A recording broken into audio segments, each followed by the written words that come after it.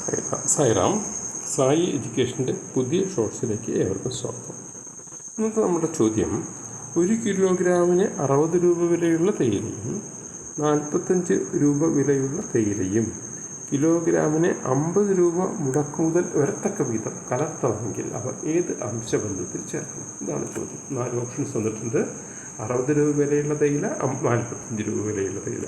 നമുക്ക് കൊടുക്കേണ്ടത് 50 രൂപയ്ക്ക്. ഇങ്ങനെ ചോദിക്കുമ്പോൾ നമ്മൾ സാധാരണ ഈ അലിഗേഷൻ മെത്തേഡ് ഉപയോഗിക്കുന്നതായിരിക്കും നമുക്ക് നല്ലത്. ഈ അലിഗേഷൻ മെത്തേഡ് അനുസരിച്ച് നമുക്ക് 60 രൂപ വിലയുള്ള തേയില, 45 രൂപ വിലയുള്ള തേയില കൊടുക്കേണ്ടത് 50 രൂപയ്ക്ക്. അപ്പോൾ ഈ 60ഉം 50ഉം തമ്മിൽ ഡിഫറൻസാണ് 10, 45ഉം 50ഉം തമ്മിൽ ഡിഫറൻസാണ് 5. അത് ഇവിടേക്കും തിരിഞ്ഞു വരും. അപ്പോൾ 5:10 അങ്ങനെയാണ് വരുന്നത്. അതായത് റേഷ്യോ അല്ലെങ്കിൽ അനുപാതം എഴുതുമ്പോൾ എപ്പോഴും എന്തായിരിക്കണം? അത് ചെറുതായിരിക്കണം. അതായത് 1:2 ആയിരിക്കും നമ്മുടെ ശരിയായിട്ടുള്ള ഉത്തരം.